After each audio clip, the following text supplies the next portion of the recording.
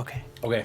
All right. Hey, what's up, everybody? Welcome back into another episode of the Film Cave. That's me. That's partly you. Partly me. Partly me. Half me. Yeah. It's half Casey, half Steve, coming to you live from an actual cave. Real cave. And we're nice and sweaty. Sweating. Putting some stank on it. Absolutely. All right. We're going to talk about the phenomenon of virtual reality. And its effects on movies today. Effects on movies and stuff like that. So here we go. Let's go.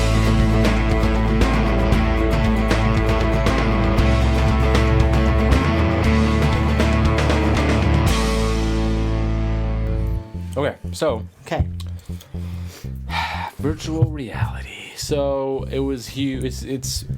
I don't think it's as huge as it was when it was first coming out. Well, no, because now Pokemon Go came out. Right. So that's like all the rage. I'm playing that. Of course you are. So a while back, a lot of directors had their input about it, and I thought Steven Spielberg has one of the best ones that I read.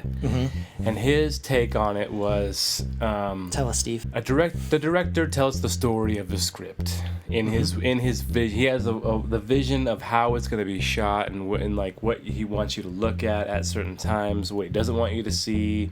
If you're able to watch it in VR, you're not going to focus on what he's intending you to focus on because you're able to look around and kind of look down and look up. The movie's not gonna make sense. You're gonna miss things. You're not gonna be looking at the person's face for that kind of emotional attachment. You know, I mean, like you're gonna get out of it, and then you're gonna not even gonna be watching it or be into it because you're gonna get distracted. Yeah. What's on the screen is what you're supposed to see for that specific reason because of the director. So he doesn't like it because of that reason. You know, he takes the time, takes months and months and months to film this thing, to shoot it and have you see it a certain way. And if you're able to kind of look around, I feel like it's better as a video game kind of concept, you know, first person, you know, combat, that kind of, I think that'd be awesome. That'd be cool to kind of be in that moment, because then they're not trying to point you in the right direction this way or that way. You're on your own mission, doing your own thing. Let's go over here, let's go over there. Right. Whereas if somebody else was trying to say you should go this way, and you're like, what I want is what's over here, and you want to do your own thing, then it's just gonna be disastrous. Right. Is there a way to lock down the camera so that, I mean, I know the part of the VR experience is to be able to look around and interact with the video or whatever's happening. Can you be able to make a story, a movie or something where it's locked down and it's exactly what the director wants you to see? So basically, instead of going to like the movie and seeing on the screen, you're watching it on the. Right. I mean, it's very 3D-esque, right? Like the whole 3D glasses and that kind of thing. So some of the pros are some very unique full immersion documentaries that the UN have actually produced, and like being in a Syrian refugee camp, for example.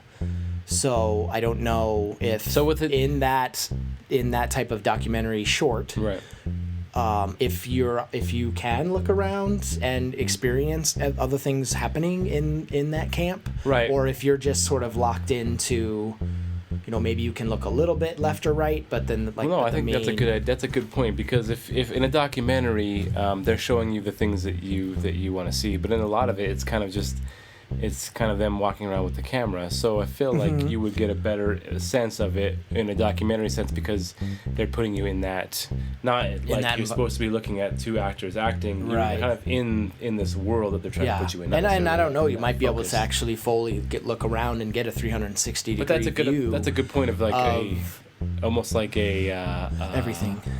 A educational type documentary thing. Yeah, that would be cool. That's what I think. Really cool. Like it could be really big for in this whole VR. No, that would work. I think kind of revolution. Because I was also reading like this type of camera. It's very unobtrusive. You know, you don't have heavy film equipment. Yeah, it actually shoots in a circular view instead of as a rectangle like we would be looking at a movie theater or the film cave right now. Right. You know, they're not made to fit a rectangular screen. Right. But they fit the shape of the eyes. This is my fancy VR thing. That's pretty fancy.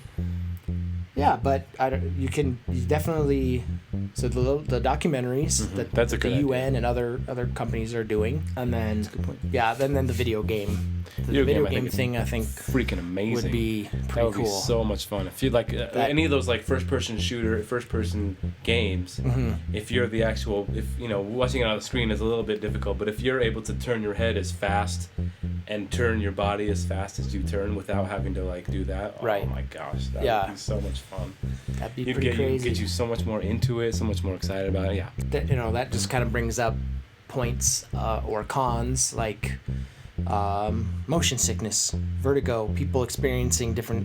There's a lot of people wouldn't be able to even, or they might not want to try. They can't because it makes them sick. Yeah, I think there's a lot of sense of that because I mean, could it cause seizures in certain people? Lots of video games could cause seizures. I mean, video games cause seizures, movies cause seizures. That's just the nature of you watching a video. You know, if you feel like you're gonna get sick, or if you're gonna be nauseous, or if you're gonna. But if there's so many people that feel like there is risk involved, or they just, like why even bother doing it? Well, why bother making theme parks that have all those signs saying if you're prone to motion sickness, if you're pregnant, if you're that, those people can still go on those rides and they get sick. And like it's you do your things at your own risk. Right. It's up to you to decide. Yeah. If you can't handle it, then that's fine. But that's just the way it is. If you're prone to motion sickness, you're not gonna do the VR thing at all. I think you're gonna be sick no matter what. Right. I don't think it's a con to root against it. I think it's just the nature of it. You go. I feel like if I'm in a movie and I get distracted, it pulls me out of the movie, and then I'm like, oh man, I gotta get back into this. And you kind of start thinking about other things. Right. It kind of takes you out of it, I think. Yeah. Anyways. But it's the experience. Right. I think it's a good idea, but I don't know if it's gonna happen. Right. Okay. In other news, just some quick ones because Casey doesn't want to talk about this because it's hilarious. What? Mortal Kombat 3 is still a possibility, starring Raiden. They're not gonna do a Who's the guy who did Raiden? Do you have any idea? in the original Mortal Kombat? Right. Christopher Lambert. You're right. They want him as Raiden. Really? And they want him to be like the time-traveling Raiden guy and go around and fight some people in Mortal Kombat. It was fun. That was like one of the first movies I saw in theaters. Really? Out in West Valley. Oh, nice. Yeah. West Valley. And then, so the new pictures of the new Pennywise, which is finally getting developed. From It. Came out, right, from It. Pennywise, the character Pennywise. Mm-hmm. And Pennywise he looks the pretty clown. creepy. Like, creepy, good, modern. I like it. You like It's it? good. It's not just like the old school clown craziness, but he's like more modern, more like scary. Mm-hmm. Not just like creepy, but scary. Bill Skarsgård. He's kind of creepy looking anyways. Should be good. And the last thing, the founder, I don't know if any of you have heard about this or seen the quick trailer that's up right now. The founder is based on the founder of McDonald's, right? Yep. Guy named Ray Kroc, I believe. Ray Kroc, played by Michael Keaton. Played by Michael Keaton. So it was supposed to come out in next month? No. Yeah, like August, I think. August, that's right. Tail end of summer. And they pushed it back to December, so it would be in the running for the Academy Awards. Yep. Michael Keaton is Weinstein- pushing for that The Academy Weinstein Award so Company's hard. pushing for him. Well, he should have won So. last year. We both agree on that. Should have won two. He should have Or won 2 2 years years in a ago. row. He could have Right. won for Spotlight too, but he wasn't even Absolutely. nominated. Absolutely. He's doing some good stuff. Yeah, he's doing great If you stuff. haven't seen Michael Keaton lately, you need to go check him out because he's doing some good sure. stuff. So this one looks good. I think it's going to be a good idea for them to push it back, get lots of buzz around it, Yeah. around the Academy Awards. So he'll be nominated for sure, I think. It looks good. Have you seen the trailer? Yeah. Yeah. I have. All right, that's it. Thanks for watching. Thanks. That's it. We'll see you next week, right here in this muggy film cave.